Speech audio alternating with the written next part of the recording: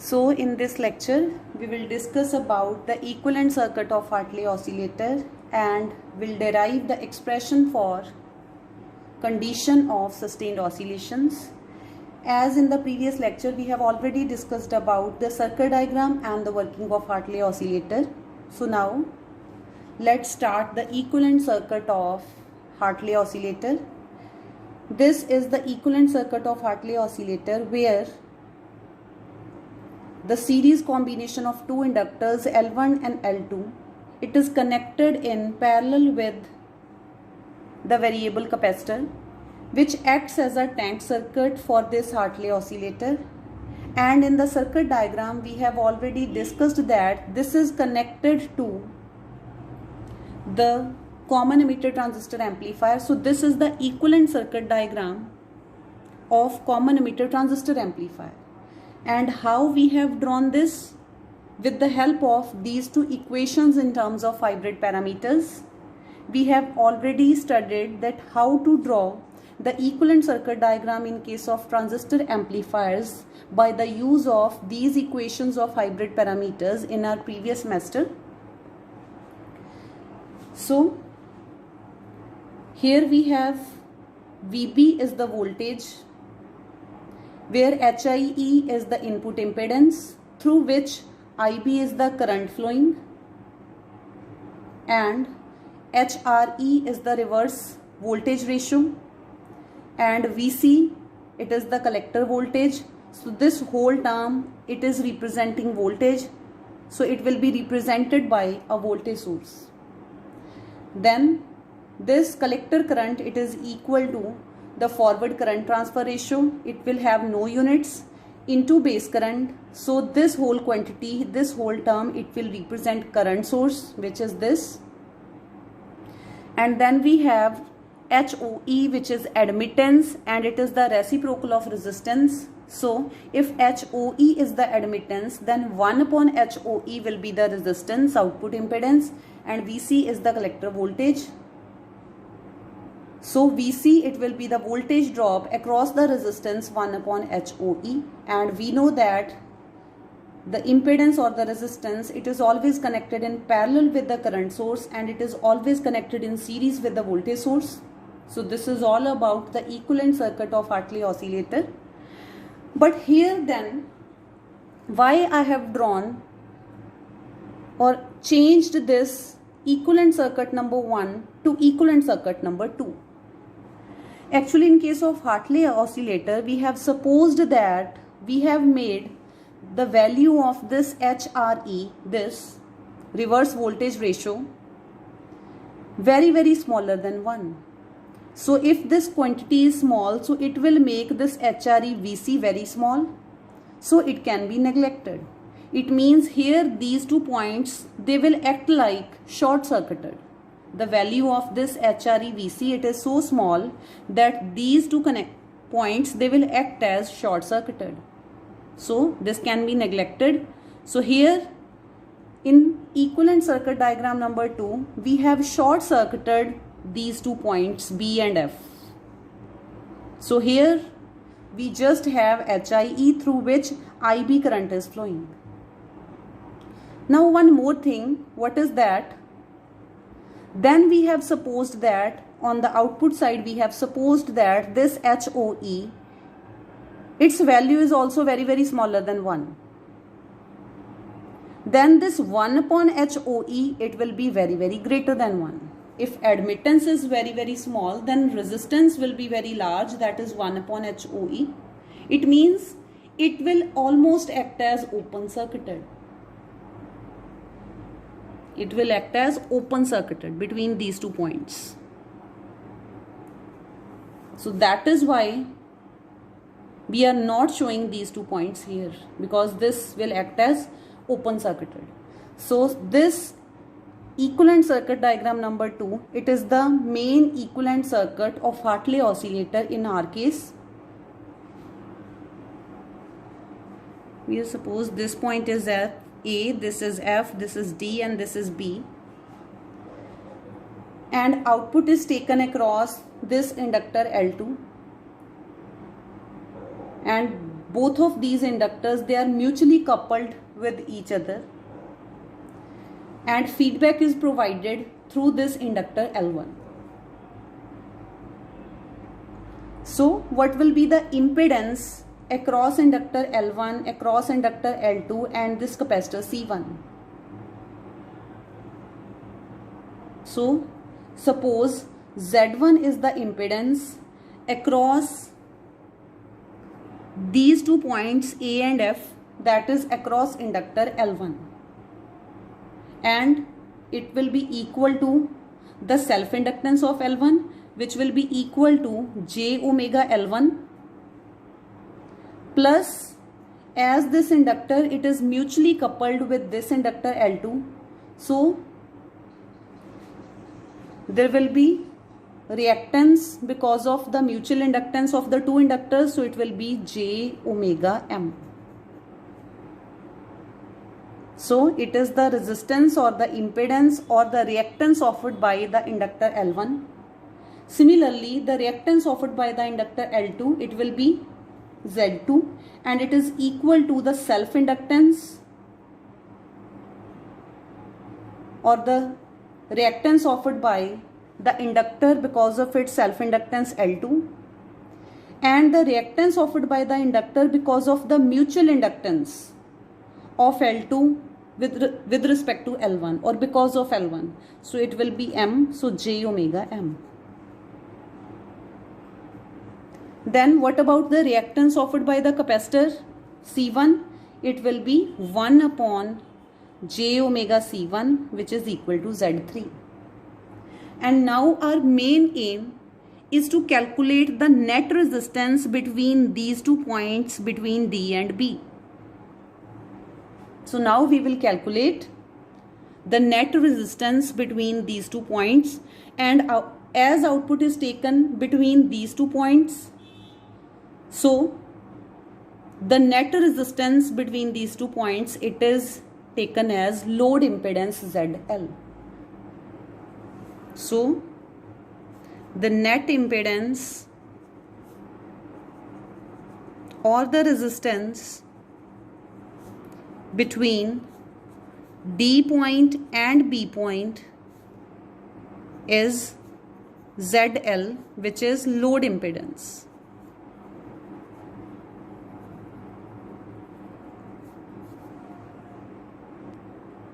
So to calculate the net impedance between D and B, see how we will able to calculate it. First of all, see these two resistances HIE and Z1. Their both ends are connected to one another. It means HIE and Z1 both are parallel to each other. So first, HIE and Z1, they are connected in parallel. So what will be the equivalent resistance or impedance? So their equivalent impedance is given by, because the two resistances, they are connected in parallel, so their equivalent resistance will be 1 upon, suppose the equivalent impedance is Z dash, so 1 upon Z dash, it will be equal to 1 upon HIE plus 1 upon Z1. So it will be equal to 1 upon Z dash, it is equal to Z1 plus HIE upon Z1 HIE. So this implies Z dash, which is the equivalent impedance of HIE and Z1, it will be equal to Z1 HIE divided by Z1 plus HIE, and suppose this as equation number 1.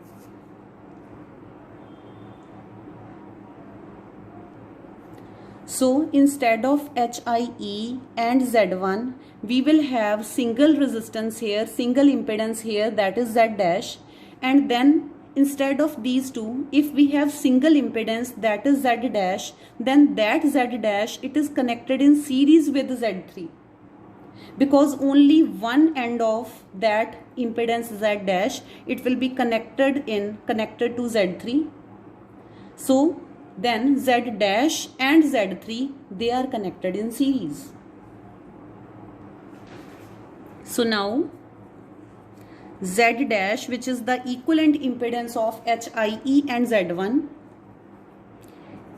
is connected in series.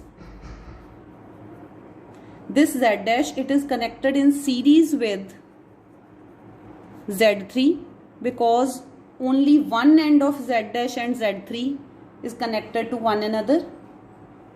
So their equivalent impedance will be, their equivalent impedance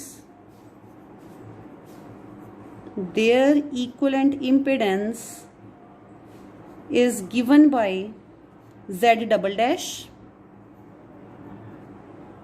So Z double dash will be, as this Z double dash, it is the equivalent resistance or impedance of the series combination. So it will be equal to Z dash plus Z3. And what is the value of Z dash? From equation 1, put this value of Z dash in this equation. Put this value here, and you will get that the value of Z double dash, it is equal to Z1 HIE upon Z1 plus HIE plus Z3. So now take LCM. So Z double dash, it is equal to Z1 HIE plus Z1 Z3 plus HIE Z3 upon Z1 plus HIE. And now from this term and from this term, from both of these terms, HIE is common. So we have Z double dash is equal to HIE common Z1 plus Z3 plus Z1 Z3 upon Z1 plus HIE. And suppose this as equation number 2. Now this equivalent impedance Z double dash, it is the equivalent impedance of this and this. So when we will draw the equivalent impedance Z double dash instead of whole of this, then we have between these two terminals, we will have the equivalent impedance Z double dash connected. So here you can see that both the ends of Z double dash, they will be connected to this impedance Z2. So then Z double dash and Z2 both are connected parallel to one another. When this will be replaced by its equivalent impedance Z dash, then that Z dash, it will be in series with Z3.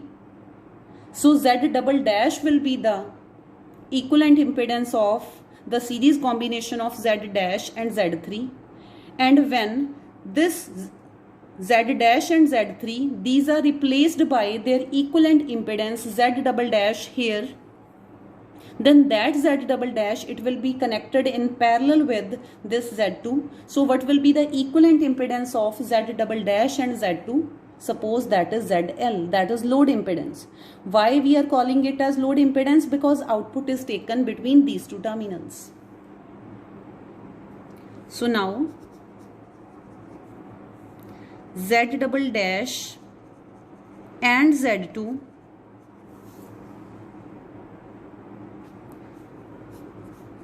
both are connected in parallel. So their equivalent impedance,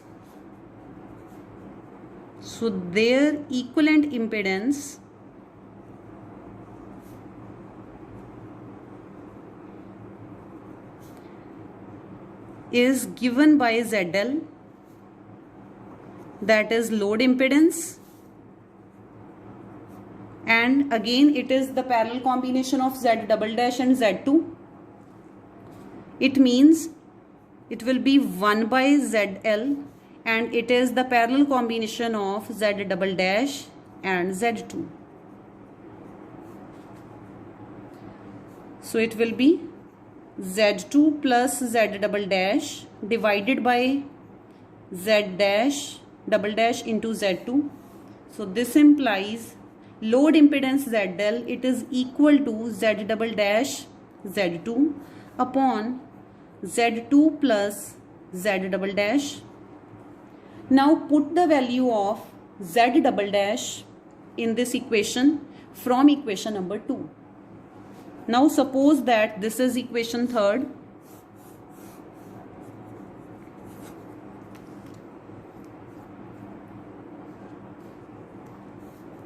From equation, next step is from equation 2, put the value of Z double dash in equation 3rd. So we get ZL is equal to, what is the value of Z double dash that we have obtained in equation 2? It is HIE Z1 plus Z3 plus Z1 Z3 upon Z1 plus HIE. This is the value of Z double dash into Z2 divided by Z2 plus the value of Z double dash, which is again HIE Z1 plus Z3 plus Z1 Z3 upon Z1 plus HIE. So now solve this. So when you will multiply this Z2 inside the bracket, you will get HIE Z2 into Z1 plus Z3 plus Z1 Z2 Z3 upon Z1 plus HIE. And now take LCM in the denominator. When you will take LCM, and LCM will be Z1 plus HIE. So this Z1, it will be multiplied by this Z2, it will be Z1 Z2. Then this HIE, it will be multiplied by this Z2, so it will be Z2 HIE, and plus this as it is, plus HIE Z1 plus Z3 plus Z1 Z3. So here, as you can see, this Z1 plus HIE, it will be cancelled out by this Z1 plus HIE. So the value of ZL is load impedance, it is HIE Z2 Z1 plus Z3 plus Z1 Z2 Z3 divided by Z1 Z2 plus, here as you can see, Z1 Z2, then from this term and this term HIE is common, and inside the bracket we will have Z1 plus Z2 plus Z3. So here we will have inside the bracket Z1 plus Z2 plus Z3 and HIE is common. Then the last term is Z1 into Z3. So here you can write that from this term and from this term Z1 is common, and then that will be the value of ZL. So this is the value of load impedance ZL, and suppose this as equation number 4th. So now what will be the output voltage?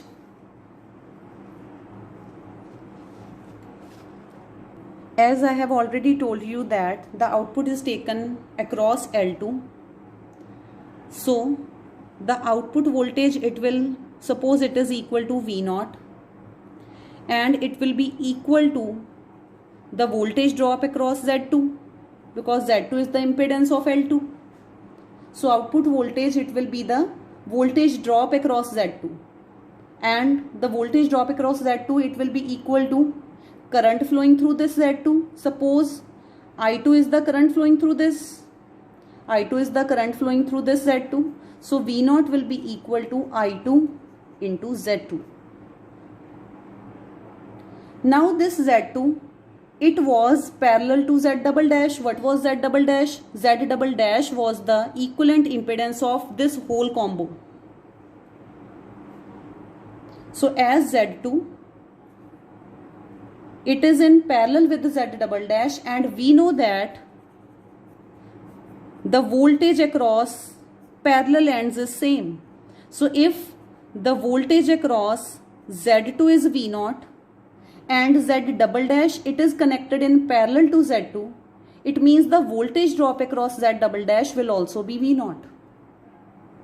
So this implies that the output voltage, we can also take this output voltage across the voltage across impedance Z double dash. Why? Because Z double dash and Z2 both are connected in parallel, and if V0 is the voltage drop across Z2 and this is parallel to Z double dash, so V0 will also be the voltage drop across Z double dash. So that is why this output voltage, it can be written as I1 into Z double dash. What is I1? It is IB, it is the current flowing through this.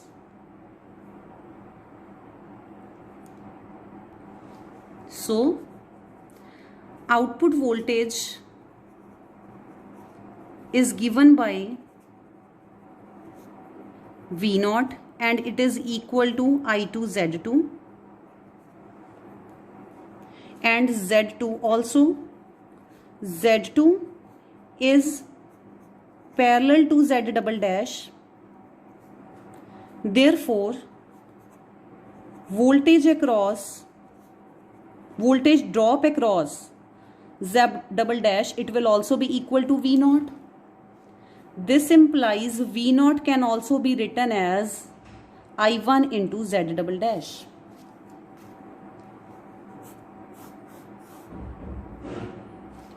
So put the value of Z double dash in this equation. Put the value of Z double dash. Put value of Z double dash from equation 2 in this equation 5th. Suppose this is equation 5th. So this is equation 6th after putting down the value of Z double dash into this equation. Now what will be the feedback voltage? Now as you can see, a part of the output voltage, it is fed back with the help of this L1 to the transistor or to the transistor amplifier, and we know that Z dash is the equivalent impedance of this whole combo. So what will be the feedback voltage? Vf, it will be equal to the current flowing through this portion, it is I1, into the impedance of this portion, which is Z dash. So the feedback voltage back to the input will be Vf is equal to I1 Z dash. So now put the value of Z dash in this equation, and the value of Z dash is Z1 into HIE upon Z1 plus HIE into I1, it is equal to Vf, and suppose this equation as equation number 7th. Now what will be the feedback fraction? What is the relation of Vf and V0? Vf will be equal to beta times V0. So feedback fraction, why we are calculating feedback fraction? Because Barkhausen criteria for sustained oscillations is A beta is equal to 1. So we have to calculate the value of A and beta. Then we will put that value in A beta is equal to -1, and then we will see that what is the condition of sustained oscillations in case of Hartley oscillator. So feedback fraction is given by beta is given by beta such that Vf it is equal to beta V naught. So beta will be equal to Vf by V naught. And put the values of Vf and V naught. The value of Vf is I1 into Z1 HIE upon Z1 plus HIE divided by the value of V naught is I1 into HIE Z1 plus Z3 plus Z1 Z3 upon Z1 plus HIE. So this I1 and I1 will be cancelled out. This Z1 plus HIE, it will be cancelled out. So we have feedback fraction beta, it is equal to Z1 HIE divided by HIE Z1 plus Z3 plus Z1 Z3. And suppose this as equation 8. So now next we have to calculate the value of voltage gain of common emitter amplifier, that is A, in terms of H parameters. So the voltage gain of common emitter amplifier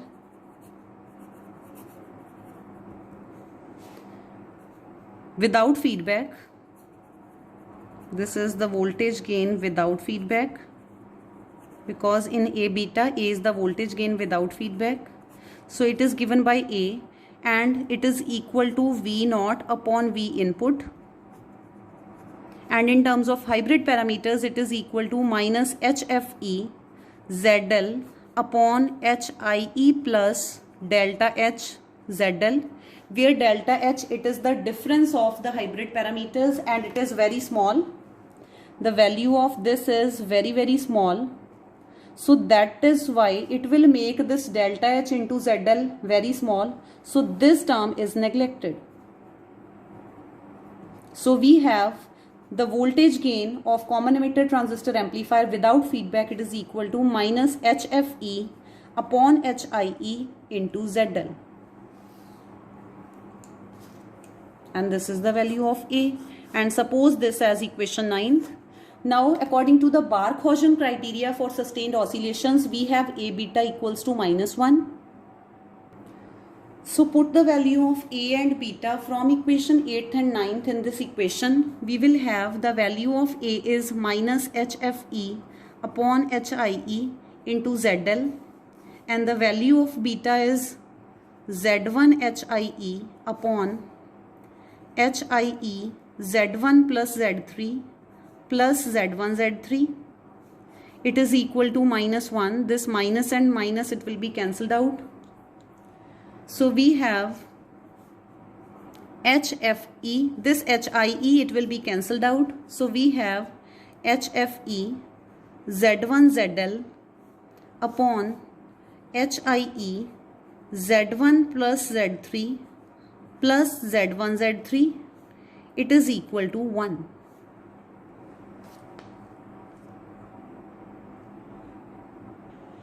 So now put the value of ZL in this equation. So this equation will become HFE Z1 upon HIE Z1 plus Z3 plus Z1 Z3 into, put the value of ZL here, which is HIE Z2 Z1 plus Z3 plus Z1 Z2 Z3 divided by HIE Z1 plus Z2 plus Z3 plus Z1 into Z2 plus Z3. It is equal to 1. Here as you can see, if you take this Z2 common, then what you will have here, HIE into Z1 plus Z3 plus Z1 Z3. So take this Z2 common here, and then this numerator it will be cancelled out by this term.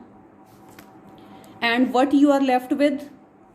You are left with HFE Z1 Z2 upon HIE Z1 plus Z2 plus Z3 plus Z1 into Z2 plus Z3, it is equal to 1. Now move these terms of denominator to this right hand side.